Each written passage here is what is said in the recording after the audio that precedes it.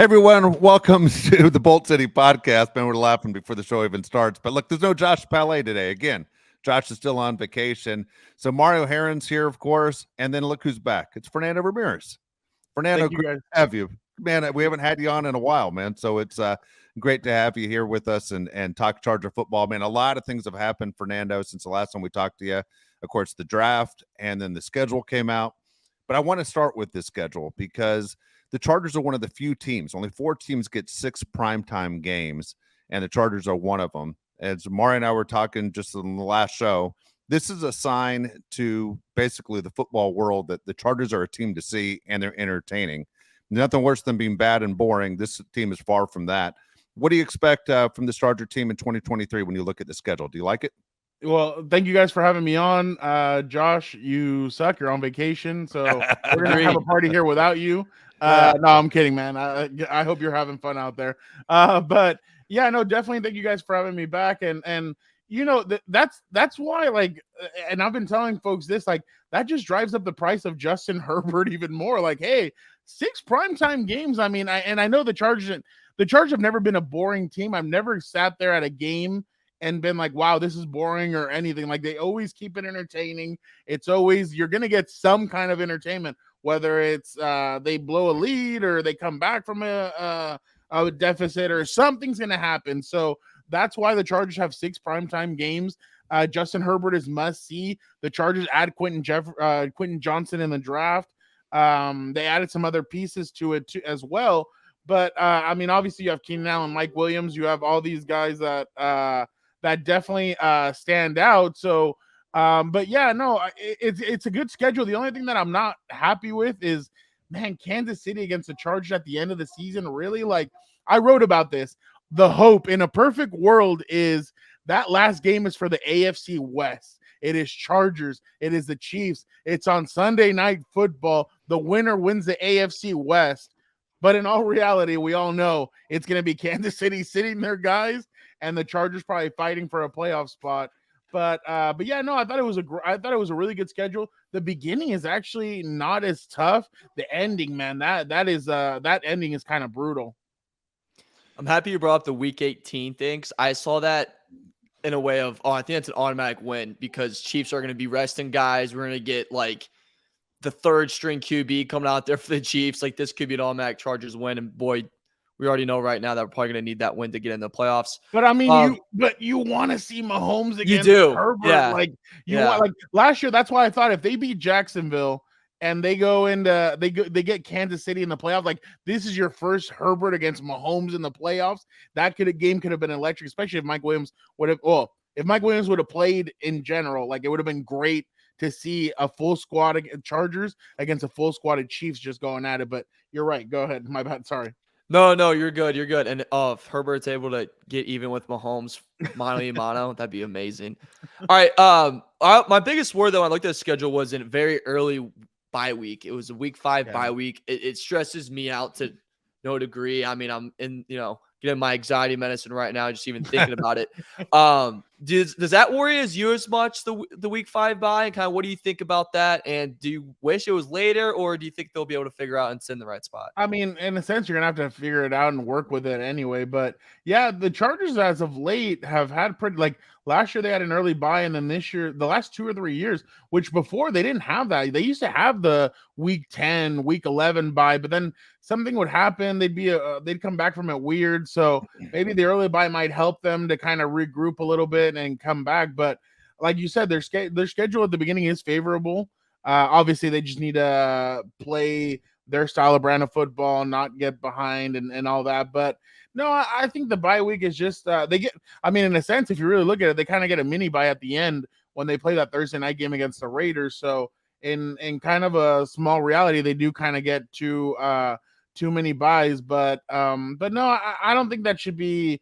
I don't think that should be an issue. That whole early bye week. I mean, really, like, a lot of people think. I mean, it does help you kind of regroup and get back together. But you're kind of have to play the hand that's dealt, and unfortunately for them, 5 weeks in and they get their bye week.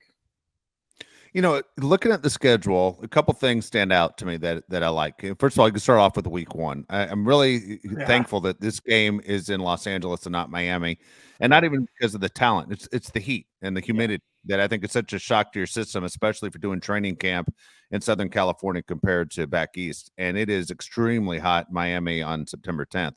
So they luck out there. I also think the Chargers face their best quarterbacks at home this year. What is important that they lucked out. If the schedule is reversed, I think the Chargers would be in a lot of trouble. But even when you look at whether it's Tua, whether it's Josh Allen, whether it's Lamar Jackson, you get these guys at home, which is big. Also, the fact you get the Bills at home and not having to go back to Buffalo where it's cold and it's snowing, and the schedule benefits them again. The bye week stinks. I agree with Mario on that. Yeah. But same time, I think the schedule's been very beneficial to the Chargers. But also, if you were a season ticket holder, one of those people looking to buy season tickets, and this is a great year to jump on. And look, we don't get paid by the Chargers for this, but if you ever thought about buying season tickets, this is the year to say this home schedule is outstanding. No, 100%. And then, heck, you even get Jared Goff and the Lions come in. You have some, even the Lions are exciting. I think every home game that they have this year is exciting. And not just that, but you're right. The only rough game that I saw that you're like, oh, is that New England game on December, I think it's 5th. You have to go to New England. But, other than that, you face everything else here. The only other tough team that you face away is the Jets. But even that game, it could be manageable, especially because you don't know what Rodgers and the Jets are going to be. I know a lot of people are crowning them now as the team that can go against the Chiefs and go toe-to-toe with them, which, we don't know yet. But obviously, it's only May 24th. People are already crowning. It's a point where you're crowning. Today I heard, LeBron James of the Warriors could be a thing. And it's like, dude, the season just ended for them 2 days ago. What are you guys already talking about this stuff for? But you look at the schedule and it's a lot of fun and you get a lot of different elements. That Lamar Jackson game, man, that one's going to be interesting because Lamar now has Odell, Zay Flowers, Rashad Bateman. He has some weapons. Their defense is I don't think it's as good as it has been in years, but I think it's still formidable. Their offensive line is great. So this schedule really is going to test the Chargers because you're facing a lot of the top AFC teams, a lot of the teams that people think are the top AFC teams. So if you're going to compete against these guys, you're going to have to play. You're going to have to beat a lot of these AFC top teams, and this is really going to show you. This schedule is really going to show the Chargers what kind of team they have towards the end of the year, and it's not an easy schedule. 1, 2, it's a tough it's a tough road to the playoffs because I don't think 10-7 is going to get you in the playoffs. You're going to have to be either 11-6 or 12-5. That's just how good the rest of the AFC is, in my opinion. I like how you mentioned the Jets thing. I think Monday we're Night entering. Football. Yeah, I call what we're about to enter in the summer the hottest take season because it's like we need time, and I want to be able to fall for it too. I have a debate with Dave that I think Fields is it. He doesn't. I guarantee you by August I might think. Oh, Fields they play him too. Oh yeah, and don't make no mistake, Fernando. It's a Chargers sweatshirt and a Justin Fields jersey under, and every time he scores, I'm gonna flash it to Dave.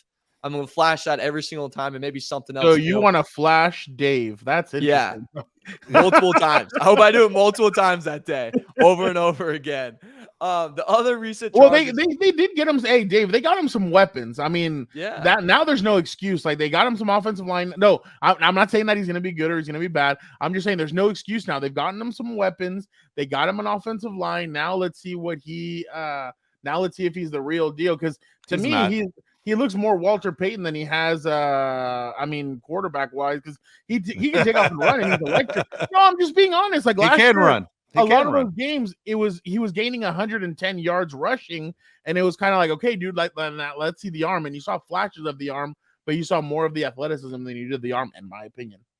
But go ahead, Mario. He's the third best quarterback in his own division. Shut your mouth. All right, look, I'll make you a bet. Third best quarterback. Hold on. Do you put him over Jordan Love? I'm sorry, say that again. Do you put him over Jordan Love? No, Jordan Love's the only one that's worse than him in that division. And Jordan Love might actually be pretty good. We don't know yet. Yeah. So yeah, you're right. Goff's better than him. Yeah. Shut up. Yeah. Goff is better than him. Look, we can debate this later. I'll say this: if he's gonna lead him to a 500 record, Dave, if he does it, I'll get your name tattooed on my butt cheek. I'll get Dude, that please right do now. not do that. Please do not do that. I'll get that right now. That's how confident I am. I'll put my ass on the line. I don't know what you would do, but not enough. That's what I'm telling you wouldn't do. All right, flashing an ass on tattooed on Yeah. the ass. That's great. yeah. Mario says he's going to make his first trip to SoFi for that game. He's coming. Oh, out. really?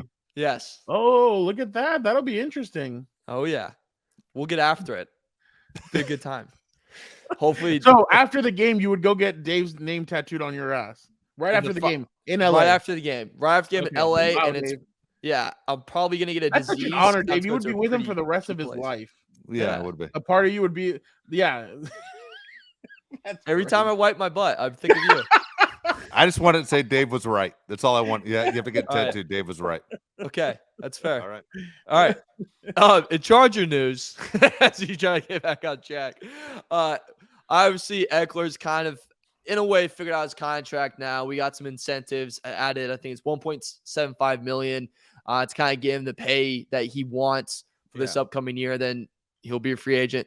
Were you kind of surprised by this move at all? Do you think he will stick around after 2023? What are kind of your thoughts about that? I mean, do the Chargers want him to stick around after 2023? That's going to be the interesting part too, because it's a two-way street. And I actually thought that the Chargers would do something like this. They did something similar with Melvin Ingram a couple of years ago when Melvin was a little disgruntled and he was sitting out at training camp.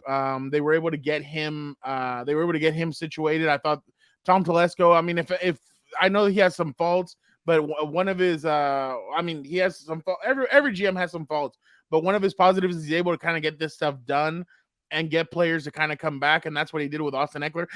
He did it a lot earlier this time. I thought they might wait a little bit closer to training camp, but he did it. He did it right now to get him before mini camp, get him in. So that was a good part about this, but it just typically, it just looks like if Austin Ekeler has a similar season that he did last year, he gets that $1.75 million. So basically, if Austin, well, actually the touchdowns are a little bit lower. I think it was 10 to 15 he has to get. So I thought it was a smart way to kind of get him more money. Be like, hey, we'll scratch your back if you scratch ours. I think Austin was looking to be in that McCaffrey, Derrick Henry kind of range, which is ridiculous. I mean, not ridiculous, but I mean, come on, like you have to be a. And I'm not saying Austin's not a special back, but you have to be a special kind of back to get that kind of money. And but I think the Chargers still need to look for that second running back. I still think they're going to need a heavier push from their offensive line. They're going to need a lot to really get this running game together. But I think Austin is going to be able to duplicate it. But it's going to be I think the Chargers will revisit it after the season and really look and say, do we need Austin Ekeler moving forward, or are we okay with maybe the running backs that we have, or maybe some of the free agent running backs that there'll be? That's going to be the interesting part. But I do think that now their offense is whole. Now there's no excuses. Now you have everything you need. You have the receivers. You have the running back. Like I said, you need a second running back. But I think as a whole, I think the Chargers have kind of filled out their offense really nicely. And having Austin Ekeler back is just a huge plus for them because, like we said, he's a 10 to 20 touchdown guy, unless you want Justin Herbert to take those and he gets the 10 more touchdowns. But I think Austin is it's good that they were able to bring him back. All right, let me ask you a question. What am I missing? Why would you give him anything? I mean, he's under contract, right? No matter what, he was under contract. Why would you give him the money? Is that money just so when you walk by him in the hallway, you don't have to not make eye contact with him? I don't understand. Why would you give him the money at all? I think the reason why they gave him the money is because you you have something special. I mean, they must see that they have something special in this team. They're going to need somebody like him moving forward. And they thought, you know what? We're not going to give him a new contract. We're going to wait. We'll give him this bonus. And it's just to get him back in the locker room, get him back, not being disgruntled, him be happy with what he got, the team being happy. And I think that's the reason why you don't want any. In 2019, you saw what happened with Melvin Gordon, where the team got off to a horrible start. They weren't able to do anything without Melvin Gordon. The running game was off. Melvin finally came back. I know that they didn't pay Melvin there, but he played out the rest of the year. And the rest of the year, Melvin, it was in his head. Melvin was fumbling. Melvin, remember in Tennessee, he had those two. Yeah. He fumbled on the same play twice and wasn't able to get in the end zone. You don't want that, especially because, I mean, the mental aspect of this is there for the players. So I think they wanted Austin to come in, Austin to be happy, come in before, like I said, before training camp. You get this done before mini camp. Austin comes in, he's happy with the little money that he got, and on top of that, the team's happy, and you just go in there and you everything's business as usual, I think, and that's why I feel like they did it. They did it to keep business as usual. But like I told you guys before, I thought Austin should have done this last year when the Chargers really had money. That's when they paid J.C. Jackson. That's when they paid a lot of these guys. I thought Austin should have done this last year, but obviously coming off the 2 seasons that he had, I wasn't surprised that Austin asked for a contract extension or more money because of obviously the last 2 seasons that he's had. But I think this was a win-win for both sides, to be completely honest. But I understand where you're coming from. Like, he's under contract, but the thing is, you don't want it to linger. You don't want this to go into training camp, and you also have one important contract extension to kind of get out of the way. So you want all your focus to kind of be on that, in my opinion. I could see it too. I wouldn't have. I was like, you already signed a contract. That's what I pay you this for. And I want you to come into the season like Josh Jacobs did and prove us wrong. That's what I want you to do. Well, I mean, but Josh Jacobs is on his. He's that's the thing too. Oh no, he doesn't have. They didn't give him his 5th-year option, huh? No, they didn't. No, it was just his final year. Wow. Yeah, and he came in angry as hell, led the league in rushing. Yeah. But I mean, do you expect Austin? I expect Austin to be he's more of a double-double than a double-double machine than he is like a natural scorer, in my opinion. He's more of he's gonna get you 800 rushing yards and 600, 700 receiving yards and 15 to 20 touchdowns. So I mean, in a sense, so I don't know if he'd lead the league in rushing, but I understand where you're coming from with this. But I mean, I just think the Chargers just wanted to get it out of the way, nothing lingering. Everybody's happy, you're happy, I'm happy. Let's go do this thing in a sense. Yeah, it's not my money either way. It's not my money either way. The thing is, to me, it's a bad precedent as you move forward. Well, I mean, but that's kind of the way the league is, though. If you really look at it, the league has turned into that. The league has turned into, I'm disgruntled, I want to be traded. Well, how about we give you this money? Oh, okay, I'm cool now. That's kind of the way, and not just the NFL, the NBA has gotten that way. Major League Baseball, all these other sports have gotten that way, where if a player is disgruntled, well, what can we do? Well, trade me. Well, how about we give you this contract? Okay, let's do it. So it's kind of that's the way I kind of see the way things are, and Austin kind of, like I said, I thought Austin, it was a win-win for both sides, but I get where you're coming from in this, but that's just the way I think sports are going.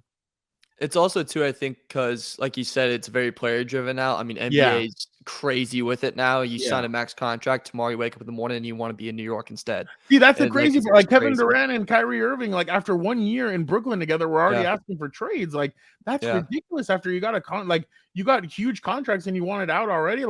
And I feel like that's kind of the way other sports are leaning now, and that's why I think they wanted to get this out of the way. And especially because, I mean, in a sense, Austin's a huge ambassador for the team. He's always doing community outreach for them. He's always doing other stuff. So I feel like they're like, hey, he's always doing media for them too. I feel like, you know what? You've done all this for us. Here we go. We're going to scratch your back in this sense. So I kind of feel like that's damned if you do, damned if you don't, I think.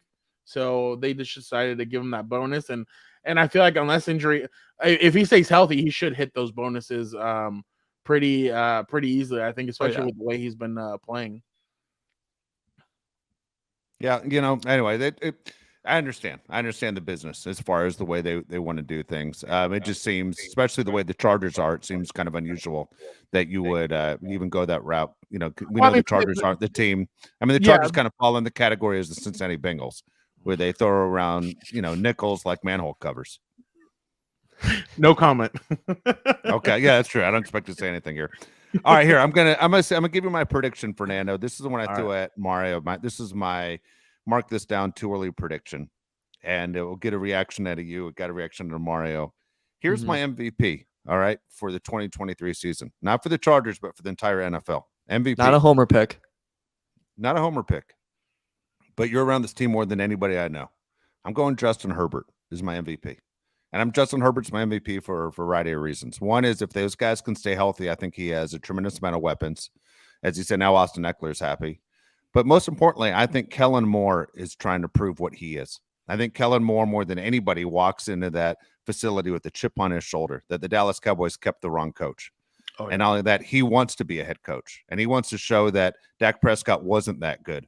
And guess what? I do have a quarterback that's outstanding. And watch what I do when I go to Los Angeles. And it might only be for 1 year that he's the offensive coordinator for the Chargers. But Kellen Moore has a lot to prove, and he has the weapons to prove what is in his mind to make things happen on the field, to put up a tremendous amount of points. And the guy he uses is Justin Herbert to show how good he is at his job. Justin Herbert, I think, is capable of making the plays, making the throws, whether he starts using his legs more this year, everything. And I think Justin Herbert is your MVP this year. And that Patrick Mahomes, the story is run old with him winning MVP awards, and this is a great opportunity for him to step up and be the guy. So it's my too early prediction, but I'm going Justin Herbert. No, I don't think you're crazy for that. I mean, especially because Justin Herbert, like I said, 6 primetime games for the Chargers. Not just that. Remember, Joe Lombardi got a job interview for the head coaching job of the Jaguars after his first year as the Chargers OC. Justin Herbert's going to get you. He's going to get your team. He's going to get the weapons paid. He's going to get the franchise more money, and he's going to get coaches hired, especially offensive coordinators. I mean, look at Shane Steichen. Shane Steichen was with him his first year. He goes to Philadelphia. He does the work with Jalen Hurts, and now he's with the Indianapolis Colts as their head coach. So Justin Herbert is going to get you jobs. And if Kellen Moore comes in the way, man, I'm excited for that Monday Night Football game, by the way. Kellen Moore against the Cowboys when they have to face each other. Like, that's going to be a really good game. But I agree with you just because, and some people think I'm crazy for this, but I think Quentin Johnson could be 1,000-yard receiver for the Chargers this year. I hope so. The way that, I mean, I think people are underestimating his game. I think I know some people some people don't like some of the minuses that he had, but I think those are fixable. The catching with the chest, that's fixable. You're about to practice with Keenan Allen. And the other day at OTAs, I saw him talking to Keenan the whole time.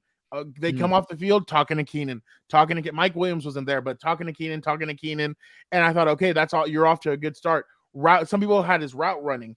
Who are you about to practice with? Keenan Allen. So I wrote this in my story after last week that after rookie minicamp, Quentin Johnson had just gotten drafted by the Chargers, and Mike Williams, Josh Palmer, and Keenan Allen all pulled up to his hotel. And they all talked for about I think it was almost 2 hours. And they talked to him and they told him, hey, let's go get this. Like, this is our opportunity. Like, we have with Darius Davis, Josh Palmer, and the receiving core, they probably have some of the best, probably one of the best receiving groups in the NFL. So I really do think that with Justin Herbert, what they have already on this team, I really do think Justin's going to shine this year. And I think he could put up some crazy numbers, especially with Kellen Moore. The way Kellen Moore is going to, remember, with Joe Lombardi, people don't want to say this, but I think, well, no, fans will say it, but I thought Justin was handicapped a bit, and they weren't throwing down the field. They weren't making all these, like, they weren't doing what Justin Herbert is good at. And now with Justin, and now with Kellen, who likes to push the ball down the field, I really do think this offense is going to open up, and they're going to do a lot of things that we haven't seen. And if you already thought some of the throws that Justin had already made were highlight throws, I think he's going to even have an even bigger season. So I really do think that Justin is going to be in contention for the MVP. If Justin's in contention for the MVP, that means that the Chargers are going to be up there as far as wins, as far as getting into the playoffs. So, and I think Justin, I think this team really does have, I think they're pissed off a little bit. I think they're not happy with what happened last year. They're embarrassed, but I think they're pissed off. And I feel like they're using that a little bit as motivation. The players won't say it, but you could see it when media members are asking them about getting over last season. You can tell they're not over it in the right sense of the way. They're not over it because they're feeling it to themselves. You know how, I don't know if you guys have watched Ted Lasso.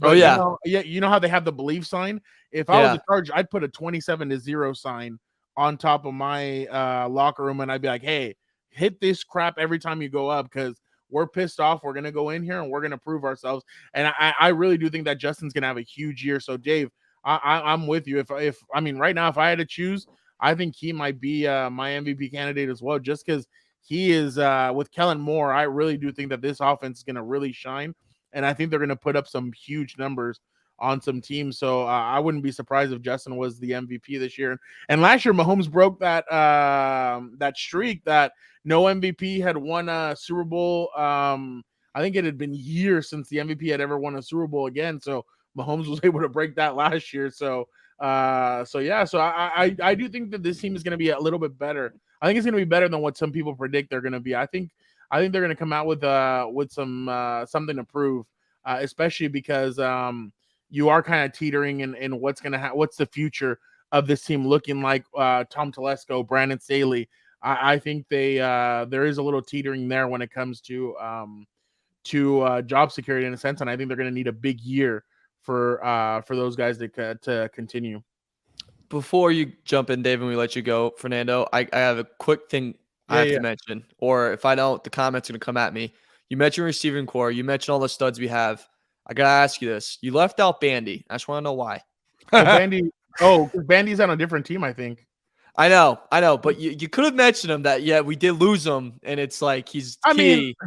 I honestly, like, when I first saw him, I would tell one of my buddies, Gilbert Manzano, I'd be like, that's little Wes Welker right there. Look at him. Look at the shiftiness. Look at this. Then he takes 83, and I'm like, oh wow. But I thought Bandy was gonna have a stronger second half of the season than he had. After that Houston game, I thought, oh, you know what, Michael Bandy, and I'm not saying that Michael Bandy's gonna be the ultimate weapon, but I thought he would have a couple more catches and it's just funny to see that a lot of fans were kind of angry that the Chargers let him leave. So I'm just like, some fans were like, oh, what's going on? Why is Michael Bandy leaving? I'm like, whoa, chill. Like, you guys are acting like he was like, I remember Lorenzo Neal told me that when Wes Welker got cut by the Chargers, he was like, dude, what are you guys doing? This kid's going to be a superstar. That everybody knew it, but they needed an extra defensive lineman or offensive tackle or something. And that once he went to the Dolphins and he heard that the Dolphins cut him, he's like, idiots. He's like, that guy's going to be something special. And then he goes to the Patriots and he's like, damn. He's like, the Patriots are going to be really good with Wes Welker now. So, but yeah, I mean, I'll mention Michael Bandy. I thought he was good. USD product. I thought he had a good start to his career. Hopefully he can continue. I don't remember what team he went to, but hopefully he can continue that. But another guy that I think fans are going to get mad if I don't mention, Jalen Guyton. It'll be interesting to see what Jalen Guyton, if he makes the team and if he can if he's fully recovered from that ACL tear. Yeah, it's one of those names you don't hear a lot of, especially since they drafted wide receiver in the first round. All right, last. I don't know if they'll carry. I'd be surprised if they carried 6 receivers. That'd be a hefty. Well, actually, now with the third quarterback not counting towards the roster spot, you could essentially either carry 6 defensive linemen or 6 receivers. But I mean, I'm the one making the roster decisions. I only make the roster predictions. So there you go. Hey, last thing for you, Fernando, just because Mari and I were talking about this the other day, and I thought it was interesting. We did a thing as far as which players need to step up. We each named 2 players that needed to step up in 2023. We agreed on one of them. We both said J.C. Jackson was one of them. My other one was, and I can't tell how disappointed I was when they drafted him, and I'm disappointed. Can I say that again? Can I guess? Yeah, you can. Hold on 1 second. Hold on. I'll let you know. Disappointed when they drafted him, and disappointed every year since. Okay. And he frustrates the hell out of me. And it's not Joey Bosa. No, I know who. Easy pickings. Okay, but it is on the defensive side of the ball. Yeah, I know who it is. Okay. All right, you do? Who is it? Kenneth Murray. You're 100% right. Kenneth Murray, dude. I agree the F? You do agree. Okay, so it's not a matter. And look, I've never trashed Kenneth Murray on this show in a year until the last show we did. Yeah. And it came up and it just like, enough. It's not, I'm not saying cut the guy. I'm just saying it was a bad draft pick. It didn't make any sense. You're taking a kid from Oklahoma who thought defense gives up 55 points a game in college. I didn't understand it at all. And he is doing exactly what I thought he was going to do in the NFL. He looks undersized to me, and he's not putting up the type of numbers you would expect for a guy that plays his position. And not just that, but you've let go of Kaiser White. You let go of Drew Tranquil. You've let guys walk, and you're kind of like, hey, like you're starting to get thin there at that position. But obviously now they have the kid that they drafted out of Haney, the kid that they drafted in the 3rd round, who the Chargers are saying that he's going to be a special teams player, but I think they have a bigger role ready for him if he can pick it up and if he knows exactly what is going on. But Eric Kendricks, I think is hopefully going to help Kenneth Murray a little bit more. Eric is a guy who is a veteran. He knows the league. He's been in the league. He's been an all-pro. He's a defensive player of the year. I think Eric Kendricks is going to help, is hopefully going to help Kenneth Murray out because it's a different voice. You're bringing in somebody different. It's not a Kaiser White who's already been with the team. It's not a Drew Tranquil. It's somebody from the outskirts that's coming in who's been a Pro Bowler, who knows exactly how to play the position. So hopefully that can help Kenneth Murray because the Chargers didn't pick up his fifth-year option. So that just means that Kenneth might be a free agent after this year. But usually, I remember Ray Lewis one time said, you have to wait until the player's fourth year to really know what you have. So this is the year. I mean, this is the year for Kenneth to prove himself. Is he a guy moving forward that's going to be a staple to this defense? Or is he just another guy that the Chargers are just going to get rid of after the season? That's going to be interesting to see. But yeah, no, I agree with you. Kenneth does need to step up this season, especially because he does kind of hurt the defense sometimes when he's out there because he misses tackles. He can't cover. He misses some assignments. So I definitely agree with you. But Mario, who is your second one? Well, give me some hints and I'll try and guess. It's a good, like, you'd get it in two guesses. It's like the obvious one. He's offensive side of the ball. Offensive side of the ball. Good looking man. If he doesn't play well, we literally suck. We have no shot winning anything.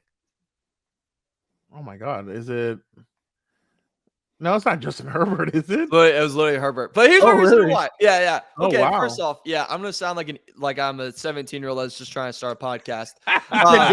You said good-looking guy. That's funny. Yeah, look, my reason why is because this is his contract year, right? Yeah. And contract year. No, he still has his fifth year. Yeah, well, fifth year. Yeah. Yeah. Coming up on extension. Yeah, no, I get it. Yeah, we came off of a Lamar extension, Hurts extension. And when you're looking at, and when you look at how much you should pay him, that's going to come under a lot of debate because it's like, where do you fall? Are you at Lamar Jackson level? Well, Lamar Jackson has one playoff win, I know, but he also has an MVP. You don't have either of those. And then it's like, should you be? I don't even think Lamar is at Lamar. Like, I think people are holding Lamar at such a high standard off of that one MVP season. Yeah. Which, I mean, I get it. Like, Lamar is dangerous, but the last 2 years have really made me question some of what Lamar Jackson is as a quarterback, to be completely honest. Yeah. But go ahead. My bad. I'm sorry. No, you're good. And it's very something like you could debate. But then my other thing was no. I mean, I agree. I completely agree. Well, I mean, yeah, last year was not a good year, but then there were so many factors. And that's the thing about playing quarterback. There are so many factors that if the guys aren't playing hard and and you're losing weapons and your offensive line isn't good, it's going to take a toll. And then the chest injury that he had,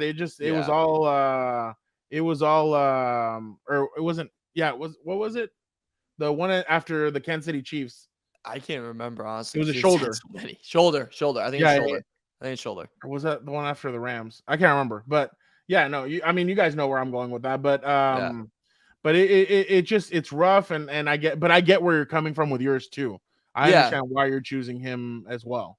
Well, it's also, so my thing is like, you have that situation if they get paid money, and then when you look at the other QBs, it's like Hurts deserved that money because he was just in a Super Bowl. Mahomes deserved his money because he has 2 Super Bowls.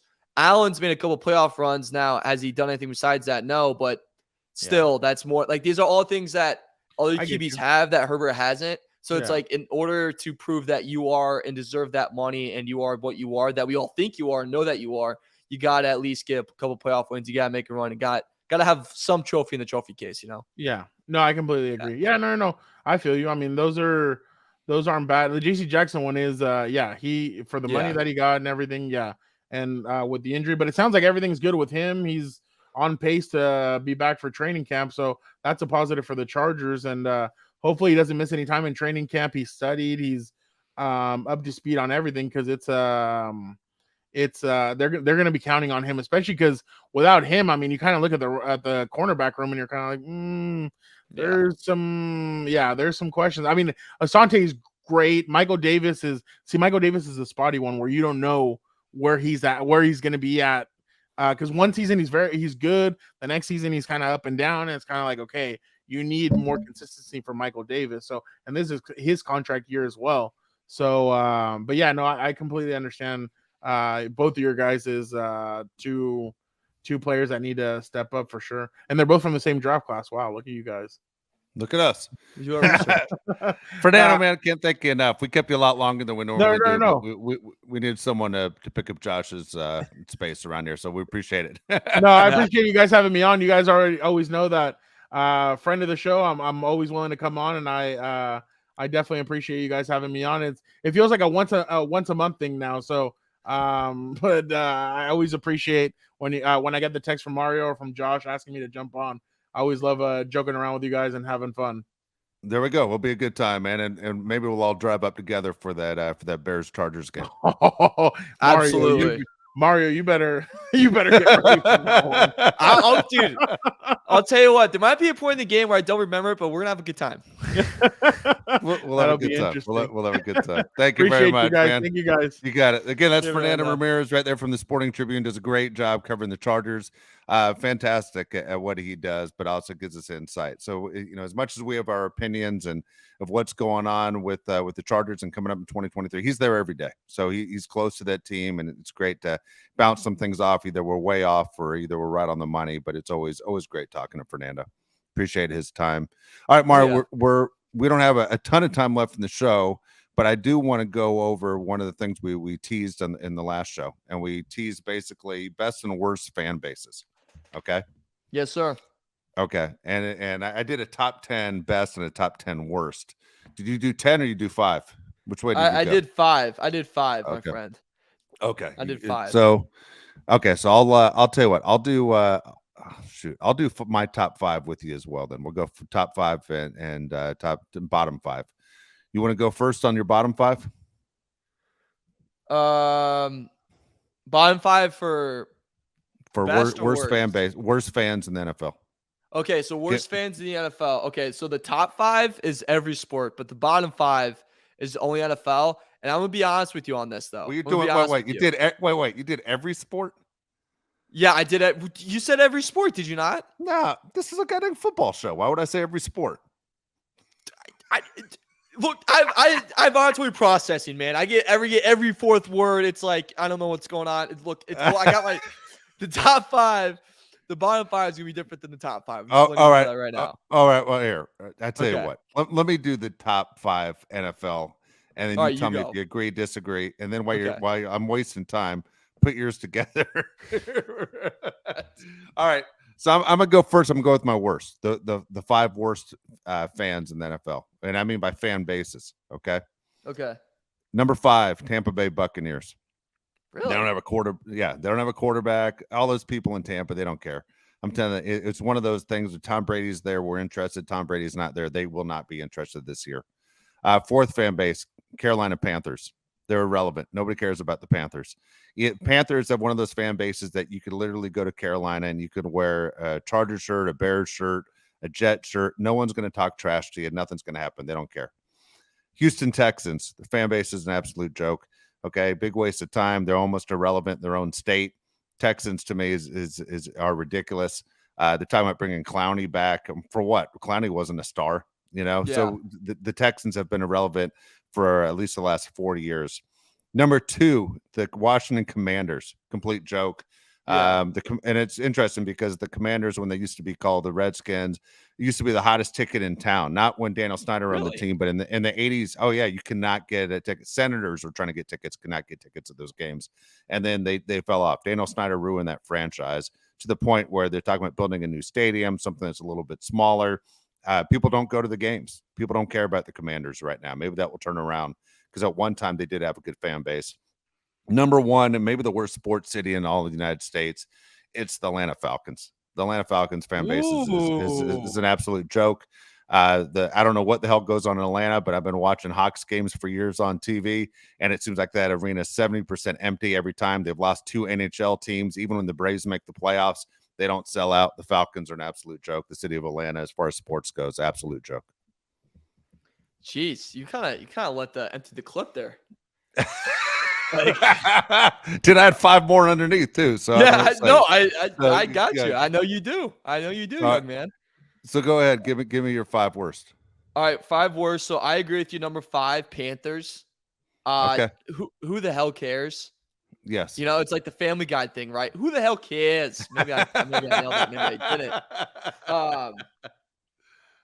So that's mine for that one. Jerseys are outdated too. I'm going to tell you right now that did play a part in this. It's outdated. Yeah, just kind of who the hell cares. Number 4, Cardinals. I agree. Cardinals are on my list, my top 10. But yeah, Cardinals agree. Probably should be in the bottom 5. I'm with you. That's a good call. It's a great call. And let me tell you something.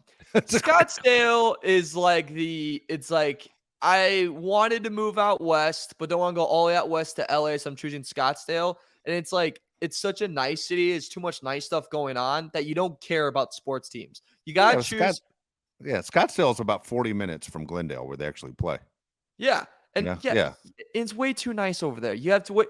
There's a reason why cities like New York care a lot about their sports, because the city sucks so much, and you're overpaying for rent. Like you live in a closet that's $3,000 a month. Like it sucks. So you have to put it into sports teams because you're like, it's dark at 4 p.m. in the winter and I'm depressed. So you have to find something to bring you joy in your life. And hey, do what you gotta do. So too much nice stuff here. I don't even know, man. Here's the deal. I go to Arizona all the time. I can't stand the entire state. Anyone who's from Arizona listening to this, your state's a joke. All right. I don't understand why one patch of sand and rocks are nicer than another patch of sand and rocks. Why is Glendale not as nice as Scottsdale? I can't figure it out. And to be honest with you, when I think of Arizona, I think of people that are lazy. You know why, Mario? Because remember when you were in history class and they said, go west, young man, you know, and get gold and everything else, and people that came out to California through the gold rush, the people that fought everything to go west, who just settled in Arizona and go, this is good enough, you're lazy. You half-assed it. If you would have gone a little bit further, you could have had oceanfront property and probably had a lot of gold, but you blew it because you half-assed it. I really like that take. It's like, why'd you end up in Arizona? Because my great-great-grandfather was a lazy ass and got like halfway and decided to stop. So this is good. It's flat and it's warm. We're just going to stop right here. Yeah. It's flat and it's warm and I'm not going to get killed. I guess we're staying here. That's what happened. Yeah. Anyway, sorry. History at Bolt City. All right. Number 3, Houston Texans. Yes, you and I are on the same page with this. Yeah, like football state, great football state. Absolutely. But you're the little brother of a not big sports market city. And I think what other thing you gotta notice about like worst fan bases, it's often told of how able are you to keep track of your stars. Yeah. They all dip. They all leave. That's all they do is leave. So that was my number 3 right now. Yeah, and you say little brother. They're the little brother that wasn't as adopted. The little brother being 5. Yeah, little brother that's I don't want to say being adopted. Little brother that's 5'4" that wasn't good enough to play sports, but your big brother 6'4" was an All-American, straight A student. That's the difference of the Texans and the Cowboys. Yeah, not the adopted part. That was a joke. I'm sorry, guys. I didn't mean that at all. All right, I'm sorry. I apologize. All right, number 2. This might come as a surprise to you because I don't believe they're real fans. I don't believe they're real fans. New York Jets. You are not. Oh, look at that. I don't think you're a real fan if you're a New York Jet. I actually do not believe it. The Giants dominate airways. Yeah. The Knicks dominate airways. The Yankees dominate airways. I don't really buy the Mets dominate airways. I don't really buy that the Jets are this. Isn't it? Amazing. Tell me if I'm wrong. Tell me if I'm wrong. You're closer to New York than I am. Okay. Isn't it? Aren't the Jets, Mets, and Nets considered blue collar, and the Giants, Yankees, and Knicks are white collar? See, I thought the same thing, and I was talking to Sean Marash on our great show that we have 5-Star Weekend. That's every weekend on Sunday from 9 to 12 p.m. Eastern time. Thank you so much, Dave, for asking. Stars Sean Marash and Chris. That was my next follow-up. Yeah, and he's a Giants, Nets, Yankees fan, and I was like, dude, you're spinning my wheels around because I thought it was you had to be. Yeah, and he was like, no, it doesn't really matter. Like it kind of matters, but it doesn't really matter. So I was like, No. that's my New Yorker insight. But I don't buy that Okay. Jets. I think Jets come in when the water's warm and dip when it gets cold. Water's Okay. warm, baby. Let's get in. Aaron Rodgers is here. Let's celebrate. I think people jump in. It gets cold. Everybody's out. So I think they're all fakes. They're all Okay. fakes. All right. My number one, you mentioned it, Washington Commanders. Who the hell cares? You know, that's Dan Snyder's fault. That's Dan Snyder's fault. And DC is not a good sports town unless it's hockey. It's just really not. And that was just recently. But yeah, it's Washington Commanders. Okay, there's so many good fan bases in the NFL. And by the way, I told you when I made this list out last week that I did not put Chargers or Rams in this list. I still say they're new to Los Angeles, so it's too hard for those guys to even count whether best or worst. But the top 10 is strong. Okay, so I'm gonna give you my 10. You can give me 5 if you want, because I know if I do 5, I'm gonna leave somebody out. Two franchises especially out that people will be upset about. But this is based on just my experience of going to NFL football games for 30 years and seeing fan bases that travel. Okay. So number 10 is the Philadelphia Eagles. All right. Wow, you have them low. I have them low as far as best, but still top 10. Number 9, Minnesota Vikings. Okay. Ew. Their fan base is pretty strong. Pretty strong fan base. Okay. Number 8's going to surprise you when I say this. All right. But I'm telling you, they have clubs all throughout Southern California, and their franchise stinks. It's the Cleveland Browns. The Cleveland Brown fan base is pretty big. They have the Southern California Cleveland Browns Backers Association, and they're all over Southern California. It's nuts. Number 7, people are going to say they should be higher. It's the Kansas City Chiefs. Okay. Number 6, people will say they should be higher, but they don't travel, but their home fan base is insane. It's the Seattle Seahawks. Now, this is a group of people that travel everywhere, and either they travel or they just have those fans already there. But I've seen them take control of SoFi Stadium and Jack Murphy Stadium, and they are all over the place, and they are mean as hell. Don't underestimate these people, because they're the ones that will literally beat the hell out of you in the parking lot. They did a thing on Real Sports about it, how dangerous they are. And the one time I was in a stadium fight, I did get jumped by this group of fans. It was the San Francisco 49er fan base. It's crazy. Number 4, Denver Broncos. Doesn't matter where the Broncos play. There's a ton of orange there in the stadium. Number 3, this one will irritate and you'll probably disagree with me, but this is a national brand team. Who did you say? Packers. No, I did not say Packers. Cowboys. Okay. No. No. Sorry. So I thought you'd get it, but here you go. It's a national brand, and you're right. Those 2 franchises are national brands, the ones you just said. It's the Raiders. The Raiders are a national brand. The Raiders in Las Vegas get a ton of fans from Los Angeles, from San Diego, from the Bay Area. They basically have almost all of California, plus now they have Nevada, and they have fans all over the place. Number 2, man, I admire their fan base. If I literally just got off a planet and came to Earth for the first time, I think I'd be part of this group, because they look like they're having the most fun. It's the Buffalo Bills. The Bills fans are insane. You look like a guy that would jump on one of those tables. I would. You know? I would. Yeah, I would. You would. I'll do it. I'll do that SoFi. You put me. Any Bold City listener, at SoFi Stadium, Bears vs. Chargers, if you have a table and you yell out Mario table, without a doubt, without saying anything, I will jump and break that table, and that's a challenge to all of you to do that. I'll break 10 tables that day. I don't care. Yeah, I could see you doing it, 100%. Yeah. Okay, so my number 1 fan base, and it hurts to say because I'm not a fan of this franchise at all, it's the Pittsburgh Steelers. The Steelers fan base is probably the best in the NFL, and I hate to say it, but man, they can take over a stadium no matter where they go, and their home field is pretty outstanding as well. So Steelers I have as number 1. Okay, I've done a lot of scribbles off. Yeah. And a lot of changes to mine after looking at new information. I'll say this. After looking at new information. I'll say this about your list. I like it a lot, but you're missing some. You're missing some. I think you really slept on. I hate them, but I think you slept on the Packers. Do you think so? Yeah. I mean, this might be territorial because I'm Midwest. I don't think. Yeah, you're not wrong. The Packers come here and will take over 50% of every stadium in California. I've seen it. Yeah. I've seen it. And you know what? I've never had an issue. I know you hate the Packers. I've never had an issue with a Packers fan. My counter to you? Yeah. You haven't met a Packers Chicago fan. You No, haven't I met haven't. one of those guys. Those No. guys suck. Yeah. Yeah. Once you meet one of those, it's bad. Yeah. I sat next to a guy at the Super Bowl. It was the Packers-Broncos Super Bowl here in San Diego, where the Packers were favored by 14, and John Elway's team won. And the guy next to me said he bet everything he had on that game. Everything. He goes, I don't even know I'm going to get home. He goes, I know I'm going to get home. He said like everything he owned, he bet on the Packers to cover. And then not only did they not cover, they lost. I felt bad for the guy. And I walked away, but I felt bad for the guy. Yeah. Wow. That's really depressing. When it Like he brings the mood started, down. he started crying. Yeah, he started crying. Yeah, I would start crying too. Yeah. So bringing the mood back up. Number 5 for me for the best fan bases. That you're gonna really disagree with this. I think so. Okay. Yeah. We Okay. have a lot of disagreements. 3 for me is 5 for me is Eagles.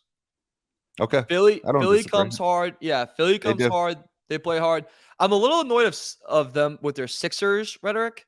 I'm getting really annoyed at that. They think like, look, Embiid's great. He has MVP. Now all of you guys shut your mouths. You're still a piss poor basketball organization. Shut up. But Eagles, they travel well. They root hard. They root well. They live and die by their team. It's a good one. 4, I can't stand them. Their owner, it's very impressive in life, Dave. And I was thinking about this the other day. It's 4's Raiders. And if you noticed, Mark Davis made a comment this past week about, the schedule adjustment for Thursday Night Football is going to be really hard for those 3 Charger fans. I'm paraphrasing. But he mentioned like 3 Charger fans. And this is all I'm going to say about Mark Davis. It's really, really hard in life to be that rich and still look that odd. I don't think he's that rich. That's the thing is, I don't think he's Really? rich at all. Yeah. And him and Dean Spanos are good friends. How crazy is that? That is crazy. It's just, yeah. Hear me out though. It's just pretty funny to me sometimes when you have someone that just looks a little like him and like maybe he's a little bit out of shape like him. And like when you're that rich, you can afford everything to keep yourself healthy. How about a decent haircut? Literally just that, dude. You can't spare $100. For $100 can get you pretty good with the haircut. I spend $20 on mine to do better than him. Nobody has. Yeah. Jesus. Yeah. It's crazy to me. Like vitamins, spend a little money at onit.com, dude. Like Athletic Greens, brother. Like it's just crazy to me. It's crazy to me. But that's 4th. Raiders do have a good fan base. That team's moved like 1,000 times. They still sell out. So I think that's a very, very good fan base. 3, this team has gone to hell. By the way, there's a rumor Tom Brady is about to join the Raiders ownership group. Did you see that? Yeah, he is. He is. They're voting on it, I think. Or how crazy is that? The Garoppolo is going to be the quarterback of the team he owns. It's weird. That is weird. Okay. Weird. Sounds like that's a good chess mate by Brady just to show him who's boss still. Yeah, no kidding. Literally, you're right. Yeah. Browns is my number 3. Wow, I thought you were going to laugh at me when I put the Browns so high. No. I know a lot of Midwest, dude. Midwest. Yeah. I know a lot of Browns fans, dude. Yeah. The fact that they've gone through hell and back. They haven't even gone to hell to heaven. They've gone to hell to purgatory, like for like a second, and then gone right back. Like, dude, that's legitimately where they've gone to. It's been crazy. Just years and years of just depression, of just never getting the quarterback right, and they still sell out. It's crazy. Number 2, Buffalo Bills. Bills are Wow. I think I will say this. I think they've gotten a tick up because of everything. That's like they got Josh Allen, so there's an uptick in fans, social media, and you get like the craziness of it, and more people want to buy in to the Buffalo Bills fans than the people that've been there since the 90s when they won. I mean, went to like 4 different Super Bowls and kept losing them. Yeah, 4 in a row. So, and the thing is, I've talked to a bunch of players who have played in Buffalo who were at other franchises that ended up in Buffalo, and they all said they loved it. Not one player I've ever spoken who said Buffalo was bad. They all loved it. Yeah. It surprised me. Number 1. My number 1 wasn't even in your top 10. Really? Yeah. Can you guess it? It's the Bears. Who? Who did you pick? It's the Bears, sir. The Bears fans number 1? Have you, dude? So I'm partially. I might have told this story on the show before. If not, I'll tell it again. partially why I'm putting Bears fans number one. Okay, because I'll never forget this. My uncle's a diehard Bears fan. Shout out my Uncle Brad. I don't think he cares that I said his name. He's what I think of when I think of a diehard Bears fan. And I'm not saying people should do this. People should not do this. This was a very mean thing that he did. And maybe I shouldn't have said his name, but I'm just going to tell a story. When he went to a Bears game with people that he was in work with, it was like a sales thing or whatever. He takes him to a Bears game, and it's Bears Packers. And he's going into the game, and this family that is a Packer fans, they have 2 little kids, like they're like 5 and 7, like around that age range. And they're like a cute little family, like, hey, sir, can you take a picture for us? And he goes, get the hell out of my face. And they go, what? He goes, you're a Packer. I'm not taking your picture. You're a Packer fan. Get the hell out of my face. I'm not going to take your damn picture. Here's bear down. This is a rivalry game. I'm not taking your picture. And walked away. From him. That was just an instant. Yeah. Yeah. Like Dave just goes, good for him. All right. But yeah, it's so. Dude, I'm like that with Auburn football, by the way. Auburn, the whole school of Auburn. Yeah. I'm the same way. Same way. Here you go. I got a story just like your uncle's, dude. All right. Yeah. Don't do this, by the way.